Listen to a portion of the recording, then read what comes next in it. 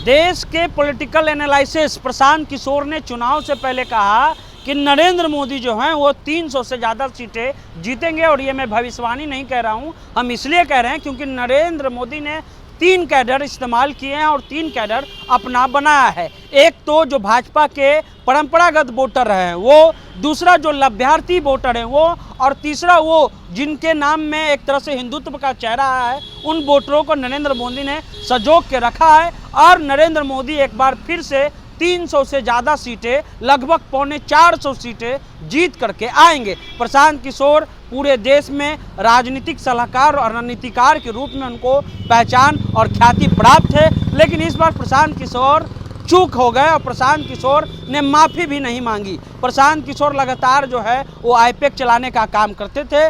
पिछले 2 अक्टूबर से वो पदयात्रा कर रहे हैं, आने वाले 2 अक्टूबर को पार्टी की घोषणा करेंगे। प्रशांत किशोर के बारे में कहा जाता है कि राजनीतिक एनालिसिस उनका काफ़ी सटीक होता है, लेकिन इस बार प्रशांत किशोर की जगह योगेंद्र यादव ने ले ली। योगेंद्र यादव ने कहा कि हम जो 35 साल का राजनीतिक अनुभव है उससे ये बता सकते हैं कि भाजपा को 235-240 के आसपास की सीटें मिलेगी, उसको बहुमत नहीं मिलेगा। लेकिन प्रशांत किशोर ने एग्जिट पोल आने से पहले ही कह दिया कि भाजपा 350 से ऊपर जाएगी। लगभग कम से कम अगर उनको सीट आएगा तो पिछले बार से यानी 308 से ज़्यादा सीटें उनको मिलेंगी, लेकिन ऐसा कुछ नहीं हुआ। लेकिन प्रशांत किशोर ऐसा माफ़ी मांगने का भी उनका कोई काम नहीं दिखा कि वो आकर के प्रेस कॉन्फ्रेंस करके माफ़ी मांग ले कि हमसे गलती हो गया, हम ओवर कॉन्फिडेंस में बोल दिए थे, या हमको बिहार के राजनीति का उतना ज़्यादा जानकारी नहीं है। ऐसा कुछ भी प्रशांत किशोर ने नहीं कहा।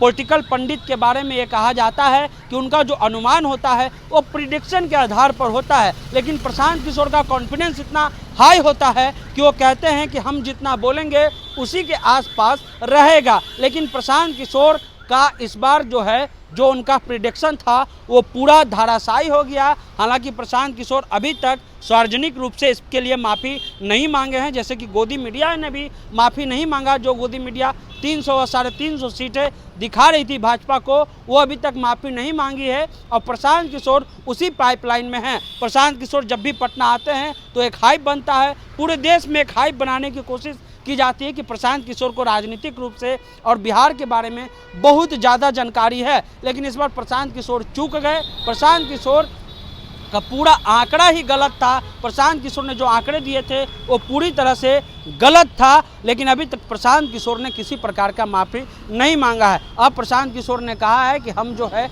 आने वाले 2 अक्टूबर को पार्टी जो है वो लॉन्च करेंगे और पार्टी में सब लोगों का सम्मान मिलेगा। कल तक प्रशांत किशोर जो जाति जनगणना का विरोध कर रहे थे, आज प्रशांत किशोर अति पिछड़ा और पिछड़ा सम्मेलन कर रहे हैं, मुसलमानों का अलग से सम्मेलन कर रहे हैं, हर जाति बिरादरी का अलग अलग सम्मेलन कर रहे हैं। तो ये बिहार की राजनीति है। बिहार की राजनीति में अलग अलग प्रशांत किशोर आपको देखने को मिलेंगे, लेकिन मीडिया ने एक हाइप बना करके रखा था कि जो प्रशांत किशोर कहते हैं वो सही साबित होता है। इस बार ऐसा नहीं हुआ। हमको उम्मीद है कि प्रशांत किशोर के पास अगर ये वीडियो जाए तो माफ़ी ज़रूर मांगेंगे अपने प्रिडिक्शन के लिए, क्योंकि राजनीति है और राजनीति में गलत अनुमान लग सकता है, लेकिन जो कॉन्फिडेंस होती है वैसे जो आम आवाम होता है उसके माइंड पर ये सीधा असर पड़ता है, जैसा कि एग्जिट पोल से असर पड़ता है। जो भी अपडेट होगा आपको बताते रहेंगे। आप द इंटरव्यू इंडिया देखते रहिए।